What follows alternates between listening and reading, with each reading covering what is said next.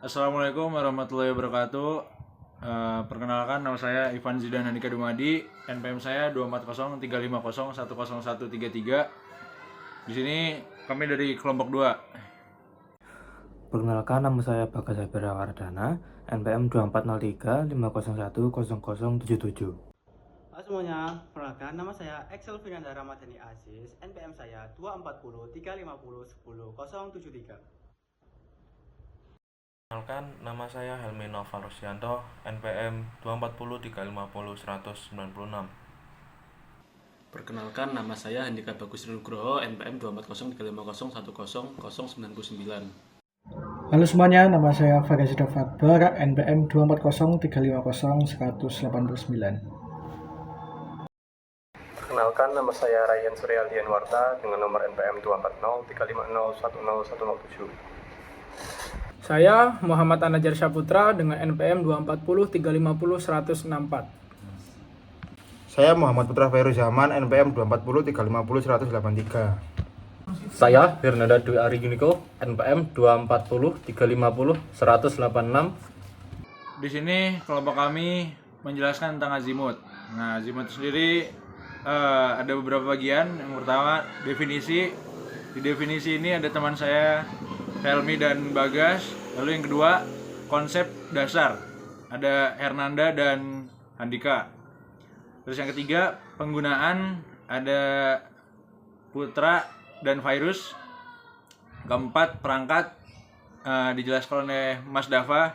Yang terakhir, kesimpulan, ada Aldi dan Excel. Dan saya di sini sebagai editor. Di sini akan dilanjutkan oleh teman saya. Ini saya akan menjelaskan definisi dari pengukuran azimut. Azimut sendiri adalah istilah yang merujuk pada sudut terarah horizontal yang digunakan untuk menentukan arah suatu objek relatif terhadap titik acuan, biasanya utara. Kata azimut berasal dari bahasa Arab as-sumud yang memiliki arti jalan, bagian, atau suku. Konsep ini memegang peranan penting dalam berbagai bidang, termasuk navigasi, astronomi, survei dan pemetaan, meteorologi, energi surya, serta keperluan militer. Dengan memahami konsep azimut, seseorang dapat lebih efektif menentukan arah dan lokasi dalam aktivitas sehari-hari maupun dalam konteks profesional.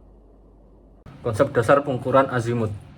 Azimut diukur dalam derajat, dengan rentang antara 0 derajat hingga 360 derajat.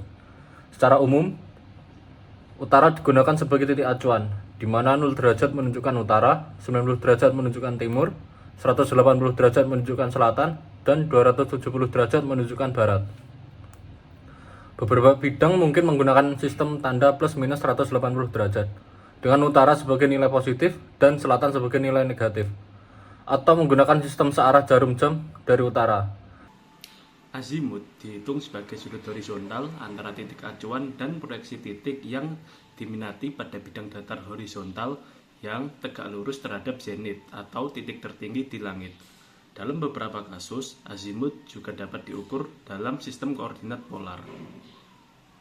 Penggunaan azimut, navigasi. Dalam pelayaran dan penerbangan, azimut digunakan untuk menentukan arah perjalanan. Yang kedua, astronomi. Azimut membantu menentukan posisi bintang, planet, dan objek langit lainnya. Yang ketiga, survei dan pemetaan. Azimut digunakan untuk menentukan lokasi titik-titik di permukaan bumi dalam pekerjaan survei dan pemetaan. Yang keempat, meteorologi. Dalam meteorologi, azimut digunakan untuk menentukan arah angin dan memahami pergerakan sistem cuaca. Yang kelima, energi surya. Dalam energi surya, azimut digunakan untuk menentukan sudut panel surya terhadap matahari agar penyerapan energi maksimal. Yang terakhir, dalam militer. Azimut digunakan dalam militer untuk mengarahkan senjata dan melacak target. Baik, di sini saya akan menjelaskan tentang alat pengukur azimut. Ada 3, yaitu kompas, GPS, dan teodolit. Ketiga alat ini memiliki kepresisian yang berbeda-beda. Yang paling sederhana yaitu kompas. Kompas bekerja dengan cara magnet bumi. Cara kerjanya yaitu selalu mengarah utara magnetis, dan sehingga kita bisa mengukur sudut azimut terhadap utara magnetis. Umumnya kompas hanya digunakan untuk navigasi sederhana. Yang kedua, dengan tingkat presisi menengah, yaitu GPS atau Global Position System. Fungsinya menentukan posisi koordinat lintang, bujur, dan ketinggian secara global dengan bantuan satelit. Benda ini bekerja dengan cara GPS akan menerima sinyal dari minimal 4 satelit. Benda posisi akan dihitung dengan trilaterasi dan azimut akan dihitung dengan perubahan posisi atau dari koordinat 2 titik yang ditentukan. GPS digunakan dengan survei pemetaan atau survei lapangan pemetaan. Selanjutnya dengan tingkat presisi yang paling tinggi, yaitu teodolit. Teodolit berfungsi untuk mengukur sudut horizontal termasuk azimut dan sudut vertikal. Setelah alat ini dipasang, kita bisa melihat dari teleskop yang bisa diputar sudut horizontal ke titik target yang diukur. Berbandingan sudut antara horizontal dan sudut yang kita akan ukur bisa menghasilkan perhitungan azimut. Teodolit biasanya digunakan untuk survei profesional seperti pembangunan jembatan, gedung, dan jalan raya. Terima kasih.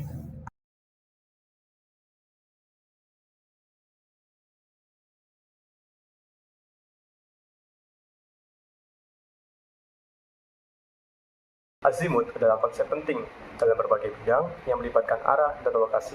Dengan memahami konsep ini, dapat membantu dalam kehidupan sehari-hari, seperti navigasi, dan dalam bidang profesional seperti teknik sipil, astronomi, dan militer. Dengan adanya perangkat modern seperti GPS, penggunaan azimut semakin meluas dan relevan di era teknologi saat ini. Kesimpulannya, pengetahuan tentang azimut memberikan wawasan yang diperlukan untuk berbagai keperluan, baik dalam kehidupan sehari-hari maupun dalam konteks pekerjaan profesional. Sekian, terima kasih. Sekian penjelasan dari kelompok kami.